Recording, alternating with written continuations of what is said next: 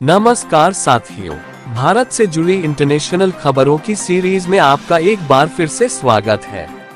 कुछ important highlight खबरों की बात करें तो बांग्लादेश के घटनाक्रम के कारण भारत के अन्य पड़ोसी देशों में भी उथल-पुथल देखने को मिल रही है, क्योंकि भारत और बांग्लादेश के बीच में हालात वैसे भी ठीक नहीं चल रहे हैं। लेकिन इसी बीच बांग्लादेश के बिगड़ते इन हालातों का फायदा चीन उठाने की कोशिश कर रहा है, जिससे भारत की मुश्किलें और भी ज्यादा बढ़ती जा रही है। दरअसल आपको बता दें कि एक तरफ जहां शेख हसीना अभी भी भारत में ही रुकी हुई है, वहीं दूसरी तरफ बांग्लादेश में अंतरिम सरकार के रूप में मोहम्मद यूनुस को चुना गया है और जल्दी वही पीएम पद पर शपथ लेने जा रहे हैं। लेकिन इसके बावजूद भी बांग्लादेश के हिंदुओं और अल्पसंख्यकों पर अत्याचार बढ़ता ही जा रहा है। हालांकि बांग्लादेश जिस तरीके से भारत को चेतावनी दे रहा है और बांग्लादेशी हिंदुओं और अल्पसंख्यकों पर अत्याचार किया जा रहा है, इससे भारत की तरफ से भी बांग्लादेश को अल्टीमेटम दिया जा चुका है और भारत के होम मिनिस्टर अमित शाह भी पावर में आ चुके हैं और उन्होंने बांग्लादेश की इन हरकतों पर रोक लगाने के लिए एक नई एडवाइजरी जारी कर दी है।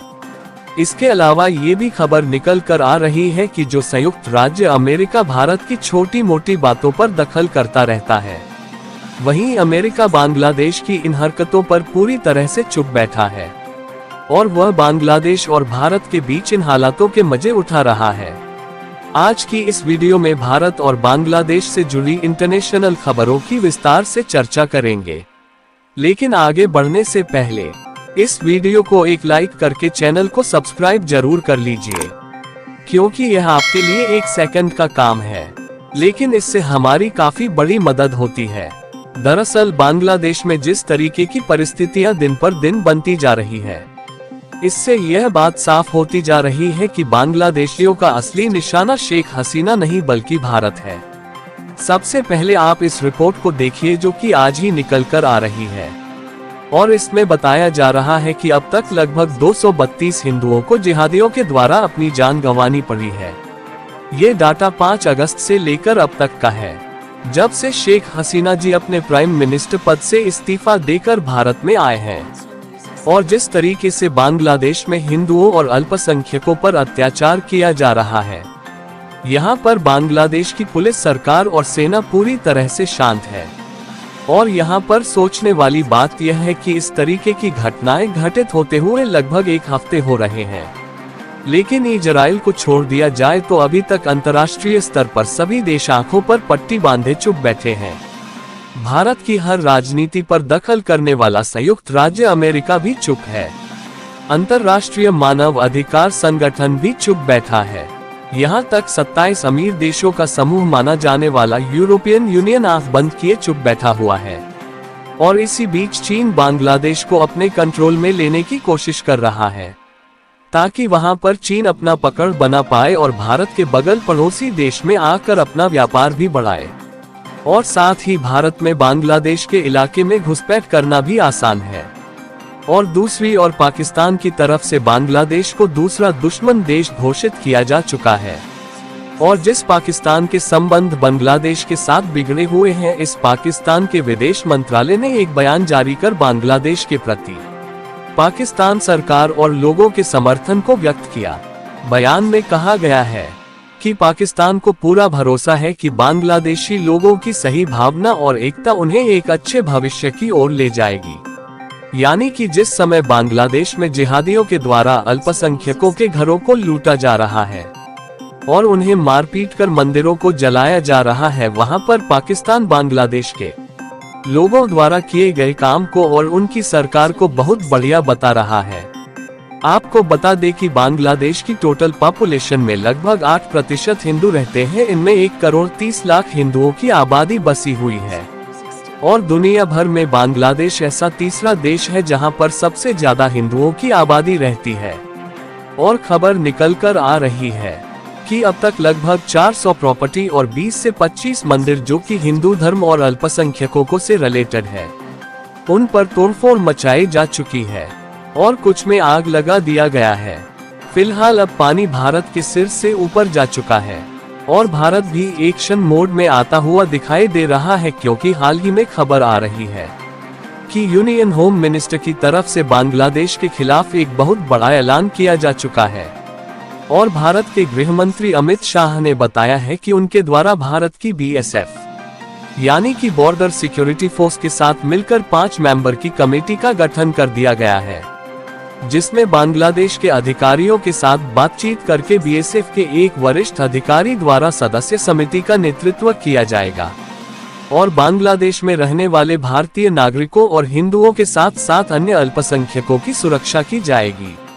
इसके बाद उम्मीद जताई जा रही है कि जो हिंदुओं पर और अल्पसंख्यकों पर अत्याचार हो रहा है उस पर भारतीय सेना ने रोक लगा दी, क्योंकि हाल ही में जब भारत की सरकारी एजेंसियों ने शुरुआत में जांच किया तो यह पाया गया है कि बांग्लादेश और भारत के बॉर्डर के आसपास के जो इलाके हैं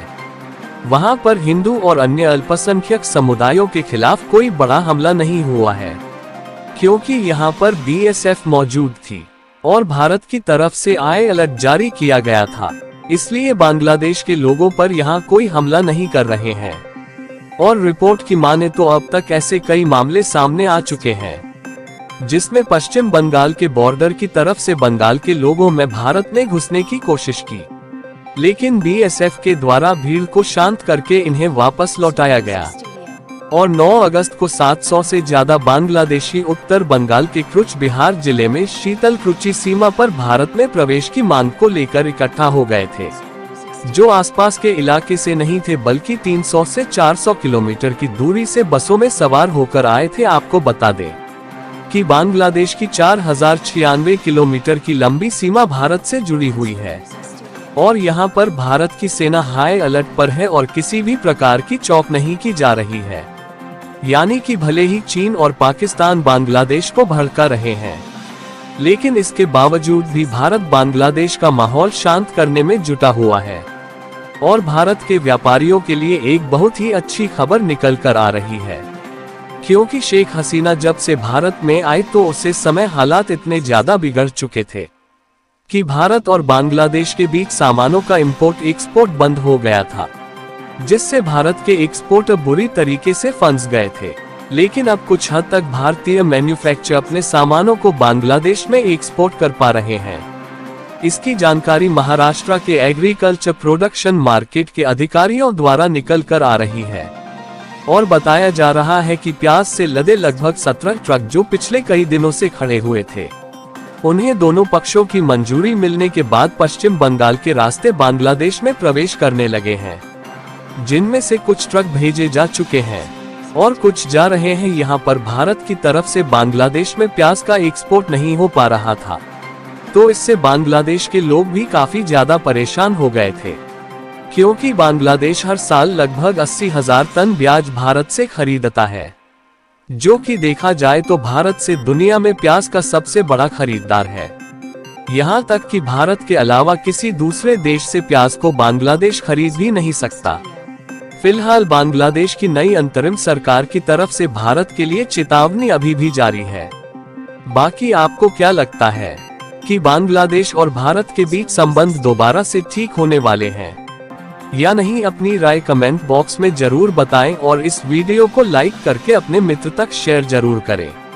ताकि उन्हें भी जानकारी मिल सके।